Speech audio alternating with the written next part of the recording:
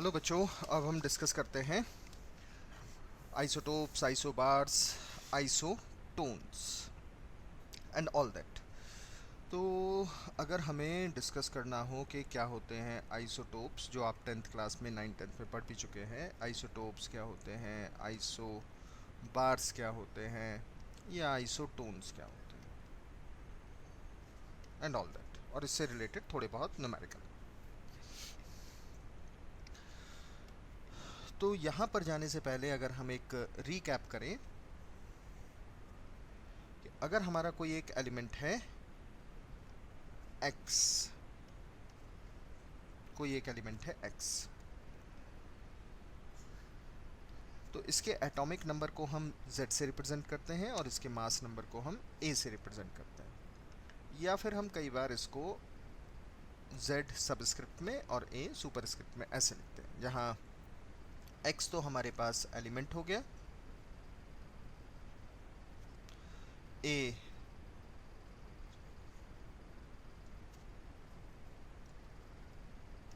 a हो गया हमारे पास एटॉमिक मास या mass number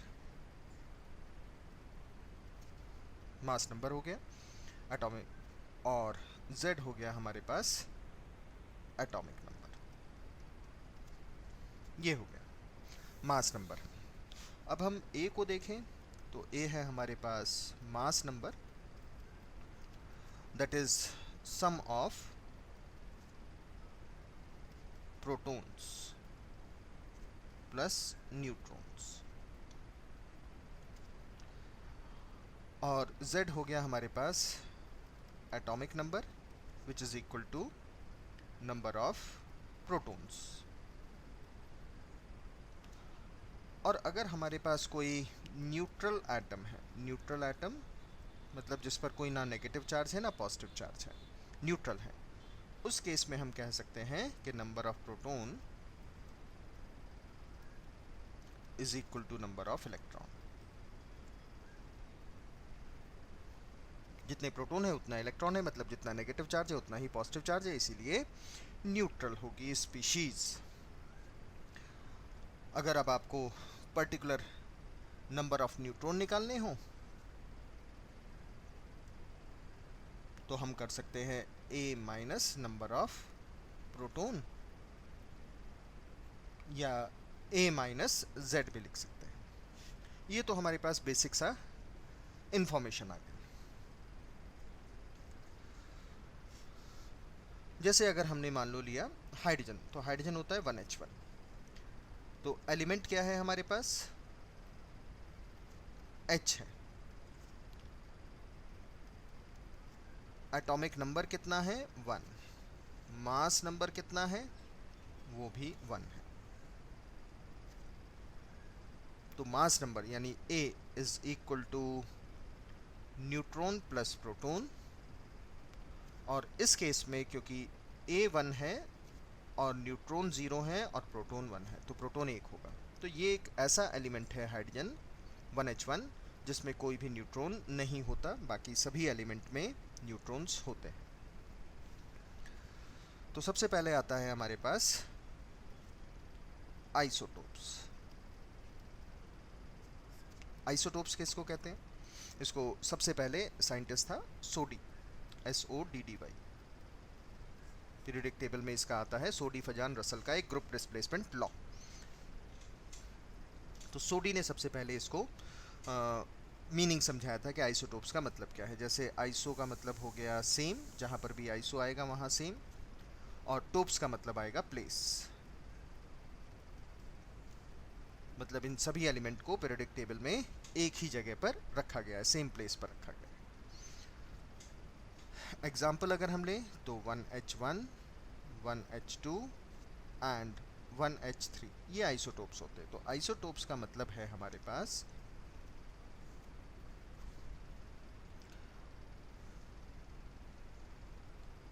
different atoms of same element.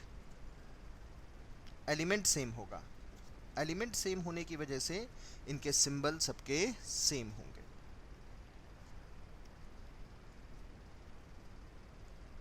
Having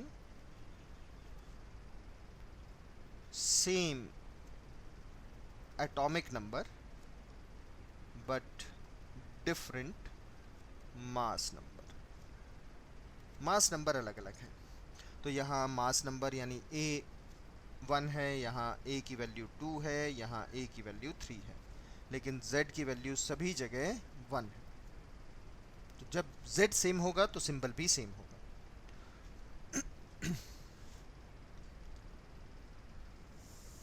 अब अगर हम इनमें देखें तो डिफरेंट नंबर ऑफ न्यूट्रॉन्स होगा ही, क्योंकि A अलग अलग है और Z सेम है, तो आइसोटोप्स में डिफरेंट नंबर ऑफ न्यूट्रॉन्स आएगा ही।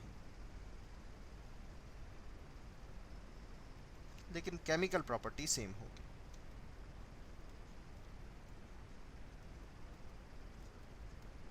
एक जैसी होगी। जैसे एक और एग्जांपल लें, 6C12 एंड 6C14। तो डिफरेंट एटम्स हैं विद द सेम एलिमेंट।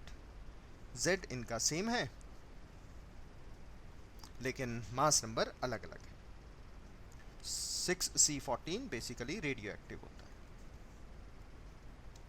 और इसको हम कार्बन डेटिंग में इस्तेमाल करते हैं, यूज्ड इन कार्बन डेटिंग।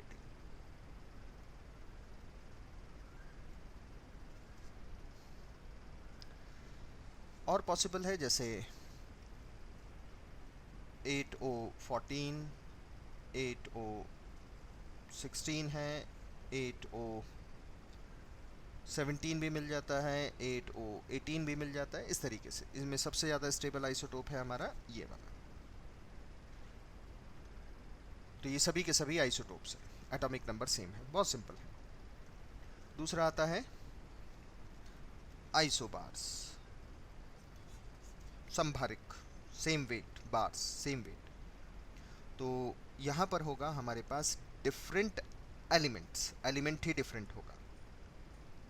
तो एटम्स ऑफ डिफरेंट एलिमेंट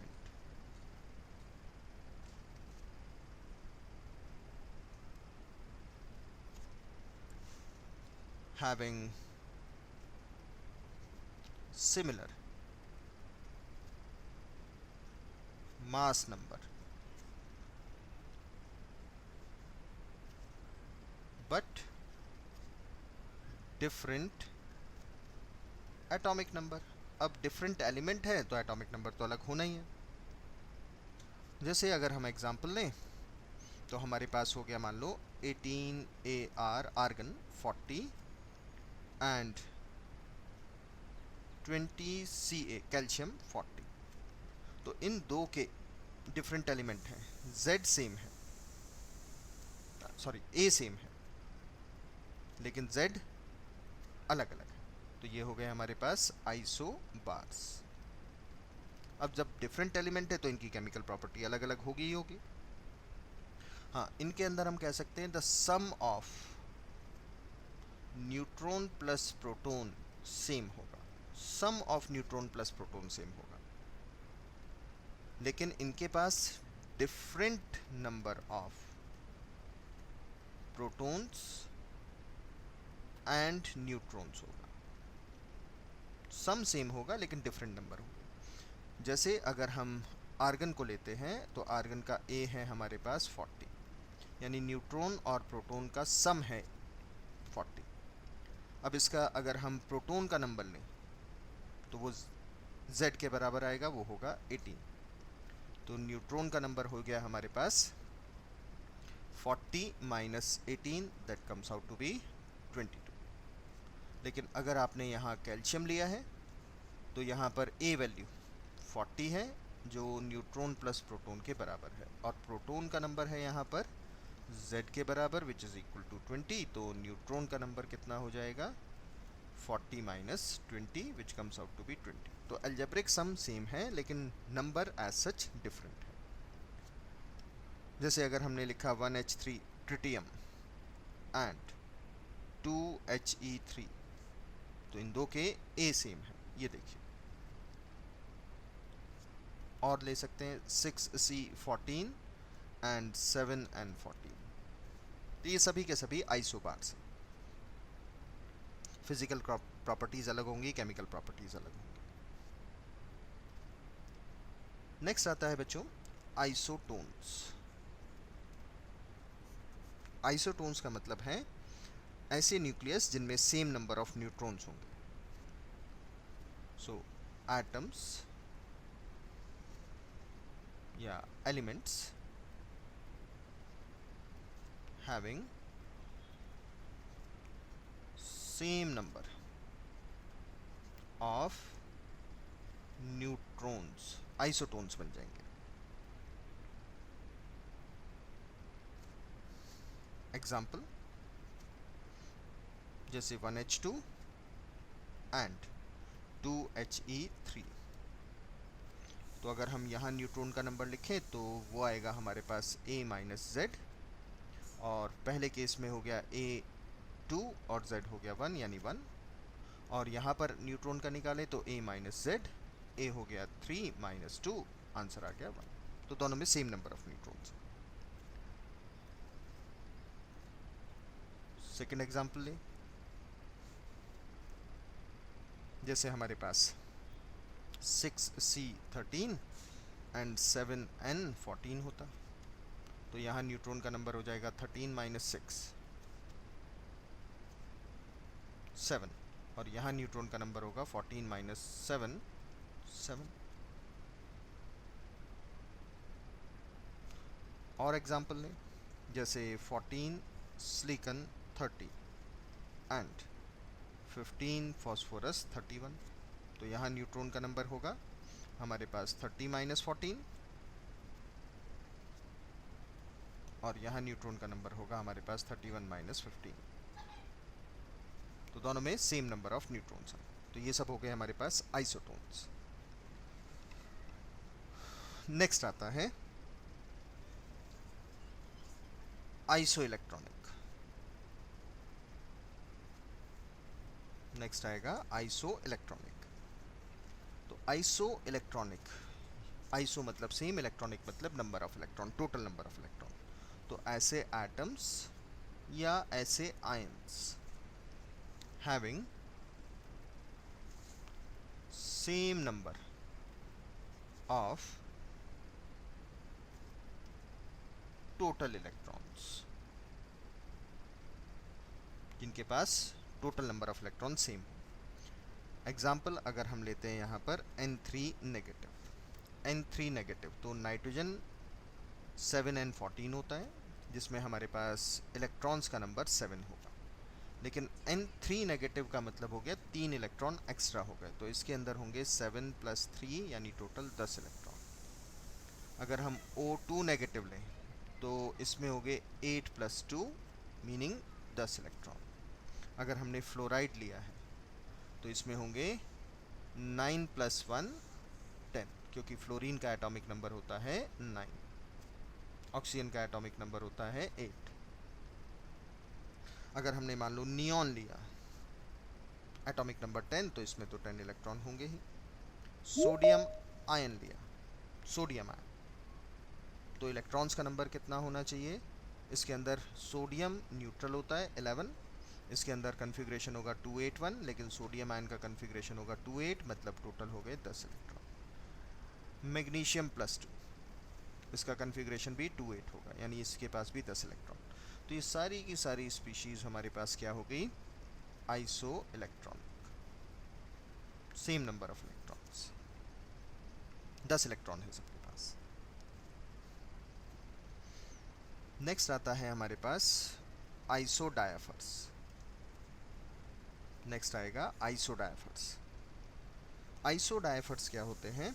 आइसोडायफर्स होते हैं atoms having same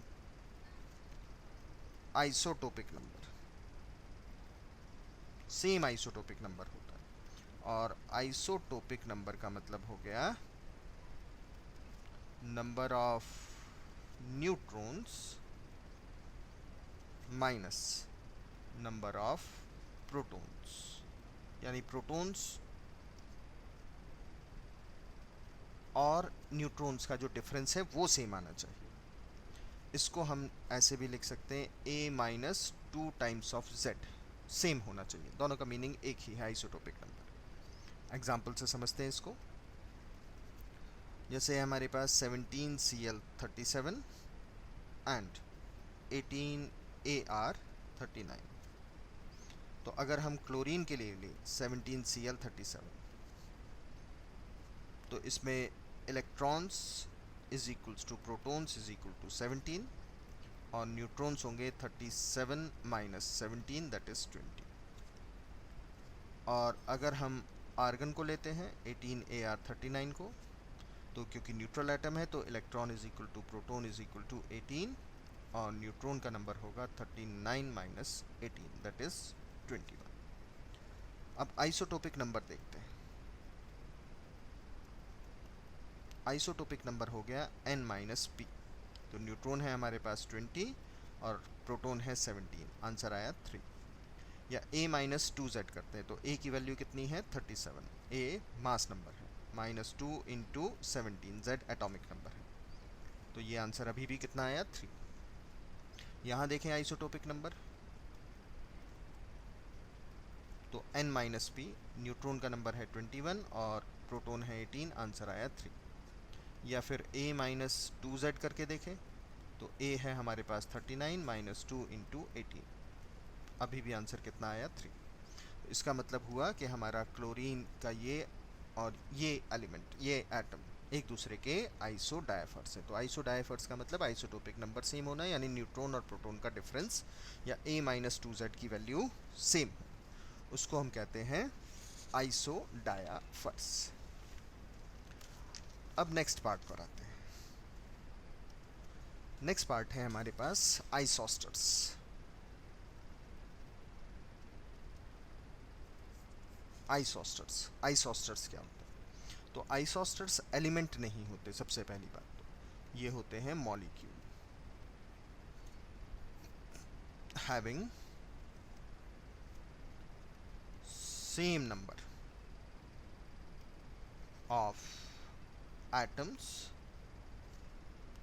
and electrons. ऐसे शेप भी कई बार सेम होती है या शेप भी सेम ही होती है। सेम शेप का मतलब यहाँ स्ट्रक्चर से है। अब क्योंकि बड़ा शुरुआत का टाइम है, पहले ही तो चैप्टर है, दूसरा चैप्टर है, तो बहुत जल्दी हम शेप पर नहीं फोकस कर रहे, लेकिन फिर भी बताते हैं।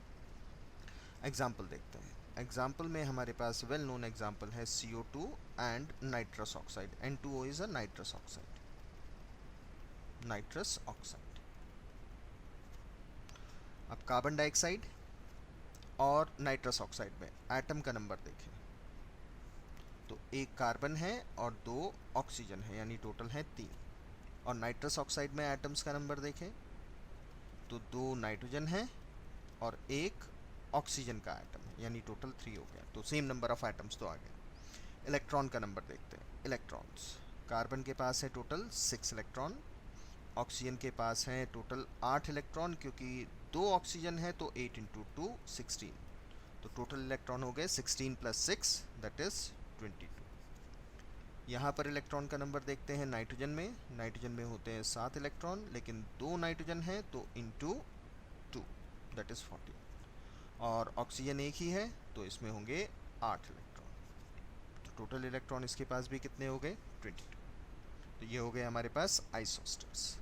कार्बन डाइऑक्साइड का जो स्ट्रक्चर होता है, जो बॉन्डिंग में भी पढ़ेंगे, वो लीनियर होता है, और नाइट्रस ऑक्साइड का स्ट्रक्चर भी लीनियर ही होगा, यहाँ कोऑर्डिनेट बॉन्ड होता है। अगर ये पॉइंट अभी भी नहीं क्लियर है तो कोई बात नहीं, केमिकल बॉन्डिंग तक हम छोड़ सकते हैं। इसी में एक एग्जाम्पल और पूछा जाता है, लेकिन वो डिस्कस यहीं पर कर लेते हैं, क्योंकि आगे इन पॉइंट्स को डिस्कस हम नहीं करते। वो है benzene, that is C6H6 and B3N3H6। Boron का कंपाउंड है ये, और इसको हम बोलते हैं इनऑर्गेनिक बेंजीन। तो जब आप पी ब्लॉक 11th क्लास में पढ़ेंगे तब क्लियर हो जाएगा, ये भी आइसोस्टर्स है। बेंजीन आप जानते हैं, लेकिन B3N3H6 वहीं पढ़ेंगे, लेकिन यहीं से एग्जाम्पल वहाँ तक जाएगा। नेक्स्ट एग्जाम्पल आता है, नेक्स्ट फॉर्म आती है, नेक्स्ट हमारे पास आता है आइसोटोपोमर्स।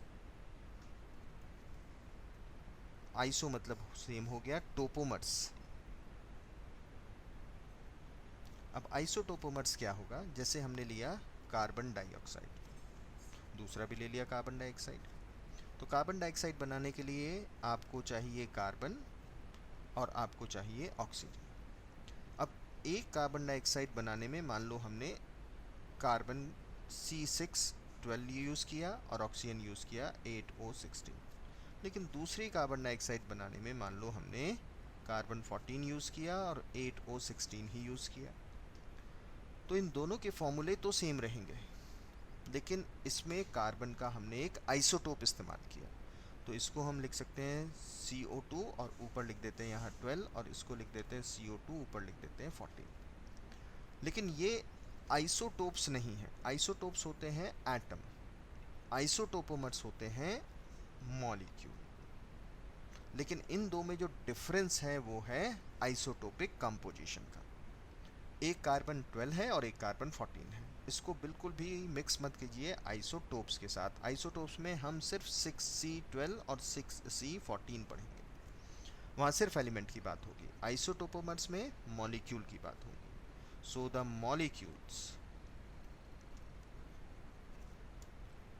which differ from each other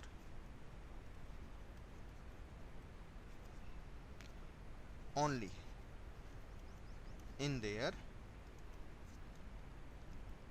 isotopic composition, isotopic composition, उनको हम कहते हैं आइसोटोपोमर्स। एग्जाम्पल हमने बता ही दिया आपको, CO2 एंड CO2, लेकिन एक कार्बन है हमारे पास 12 वाला और एक कार्बन है 14 वाला। तो ये तो एक तरह के थ्योरेटिकल क्वेश्चंस होते हैं जो हमें एग्ज़ाम में पूछे जा सकते हैं। एटॉमिक नंबर क्या है, एटॉमिक मास क्या है, इसके अलावा कुछ और एक दो न्यूमेरिकल्स आ जाते हैं। जैसे हम एक एग्जाम्पल करते हैं, an element with mass number 81, यानी ए की वैल्यू दे दी, contain 31.7% more neutrons as compare to protons. Proton से 31.7% ज़्यादा न्यूट्रॉन्स हैं। Assign the atomic symbol. Atomic symbol क्या होगा उसका, तो एटॉमिक सिंबल के लिए आपसे कहा गया है एलिमेंट है, आयन नहीं है, मतलब न्यूट्रल स्पीशीज है। सबसे पहला पॉइंट, एलिमेंट बोला है तो एलिमेंट है, आयन नहीं है, इसका मतलब ये कैसा होगा, न्यूट्रल होगा। और एटॉमिक सिंबल बनाने का मतलब हो गया कि आपको उसका एटॉमिक नंबर यानी प्रोटॉन का नंबर निकालना है, क्योंकि प्रोटॉन के नंबर से ही हम सिंबल बता सकते हैं। जैसे मान लो आया प्रोटॉन का नंबर 20, प्रोटॉन का नंबर 20 मतलब एटॉमिक नंबर 20, और 20 हो गया हमारा कैल्शियम, इस तरीके से। तो हमारे पास ए यानी न्यूट्रॉन प्लस प्रोटॉन की वैल्यू दी है 81। If number of protons x होंगे, सो नंबर ऑफ न्यूट्रॉन्स कितने होंगे, वो 31.7% ऑफ प्रोटॉन नंबर ज़्यादा है, तो ये होंगे x plus 31.7 of x by 100, मतलब x plus 0.317x, meaning 1.317x, इतने होंगे। बस हो गया सॉल्व। अब आपको 81 इज इक्वल्स टू, हम यूज़ कर रहे हैं ये equation, 81 is equals to proton का और प्रोटॉन और न्यूट्रॉन का नंबर सम कर देते हैं, तो 1.317x प्लस x हो गया। अब अगर हम यहाँ से 81 is equals to x into 1.317 plus 1 कर लें तो x की वैल्यू आएगी 81 डिवाइड बाई 2.317 और सॉल्व करेंगे तो x की वैल्यू आएगी हमारे पास 35। x वैल्यू 35 आने का मतलब है प्रोटॉन का नंबर 35 आया। प्रोटॉन का नंबर 35 आया नहीं, ऐसा एलिमेंट है जिसका एटॉमिक नंबर 35 है और एटॉमिक नंबर 35 होता है ब्रोमीन और इसका एटॉमिक वेट 81 है। बस हो गया सॉल्व। एक और एग्जांपल करते हैं। An ion with mass number 37 possesses 1 unit of negative charge। मतलब इस बार एन आयन है जिस पर नेगेटिव चार्ज है। If the ion contains 11.1% more neutrons than the electrons, then find symbol। अब सिंबल क्या होगा? हम एक एग्जांपल से करते हैं। जैसे अगर आपसे कहा गया कि मान लो फ्लोराइड है, मान लो क्या है हमारे पास, मान लो फ्लोराइड है, तो ये हो गया 1 यूनिट चार्ज एक्स्ट्रा। अगर फ्लोरीन होता तो इसमें proton is equal two electron होते, लेकिन फ्लोराइड में इलेक्ट्रॉन का नंबर प्रोटॉन के नंबर से एक ज़्यादा होगा, right.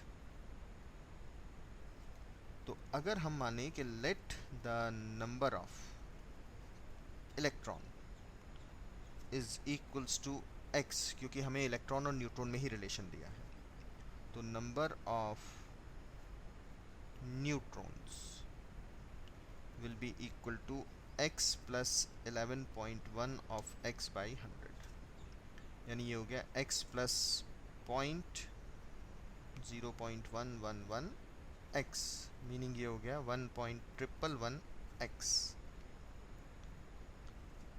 Number of electron in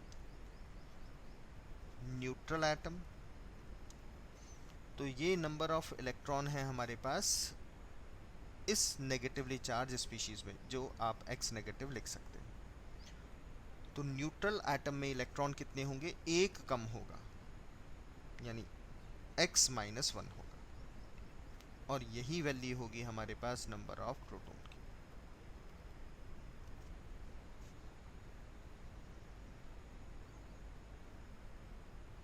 number of proton की ये इंपॉर्टेंट पॉइंट है। न्यूट्रल में एक कम होगा, और न्यूट्रल है तो जितने प्रोटॉन भी उतने ही होंगे। मास नंबर आपको दिया है 37, तो हमारे पास A is equal to neutron plus proton है, और A की वैल्यू है 37। न्यूट्रॉन का नंबर कितना है? न्यूट्रॉन का नंबर है 1.111x और प्रोटॉन का नंबर है x माइनस 1।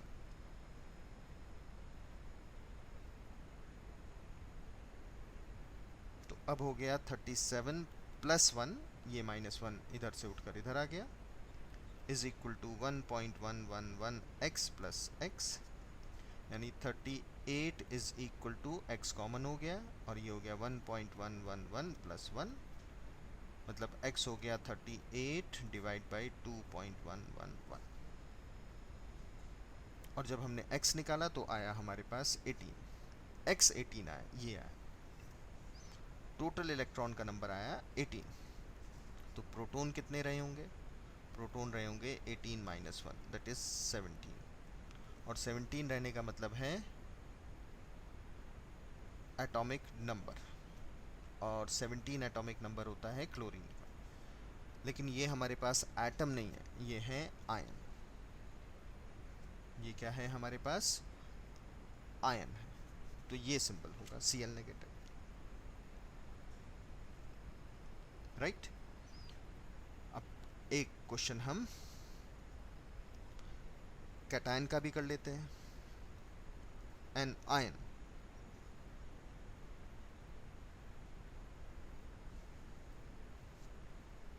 with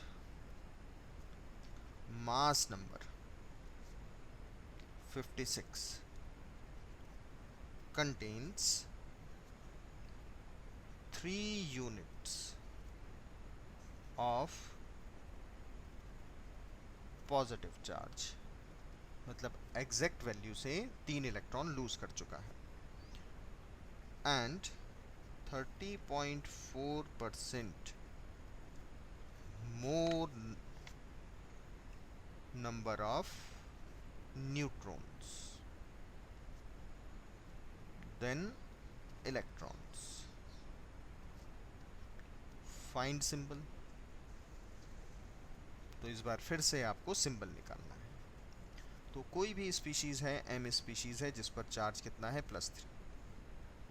अगर ये न्यूट्रल रहा होता तो कोई चार्ज नहीं होता, उस समय प्रोटॉन का नंबर इलेक्ट्रॉन के नंबर के बराबर होता। लेकिन इस केस में हमारे पास इलेक्ट्रॉन का नंबर कम है प्रोटॉन से, क्योंकि इलेक्ट्रॉन निकाल चुके हैं। और कितने यूनिट कम है? 3 यूनिट कम है। तो अब कैसे सॉल्व करें इसको, देखो। फिर से इलेक्ट्रॉन और न्यूट्रॉन का रिलेशन है, तो late the number of electron in m+3, m कोई भी एलिमेंट हमने आर्बिट्रेरी मान लिया, क्योंकि अभी तो हमें सिंबल निकालना है, x है। तो टोटल न्यूट्रॉन्स कितने हैं इसके अंदर? x plus 30.4 of x by 100, मतलब x प्लस 0.304 ऑफ x, मतलब हो गया 1.304 ऑफ x। टोटल प्रोटॉन कितने होंगे? प्रोटॉन्स तो हमने नहीं निकाले थे। इलेक्ट्रॉन m+3 में x है, तो प्रोटॉन होंगे हमारे पास x+3, और a यानी mass number is equal to neutron plus proton, previous case की तरह ही है। इसको आगे कर सकते हैं, 56 इज इक्वल टू न्यूट्रॉन कितने हैं? 1.304 ऑफ x प्लस x+3। तो ये +3 इधर जाकर -3 हो गया, तो 56 - 3 is equal to 1.304 of x plus x, that is 53 is equals to x common लिया, ये हो गया 2.304। Therefore x value will come out 23। x value आई है ये।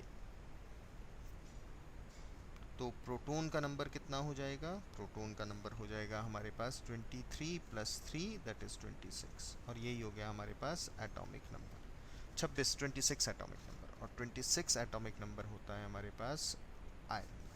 तो आयरन का एटॉमिक नंबर 26 है, लेकिन इसमें से कितने इलेक्ट्रॉन निकाल चुके हैं हम? +3। ये आंसर हो गया हमारे पास। इस तरीके से हम आइसोटोप्स, आइसोबार्स, आइसोटोन्स को पढ़ सकते हैं।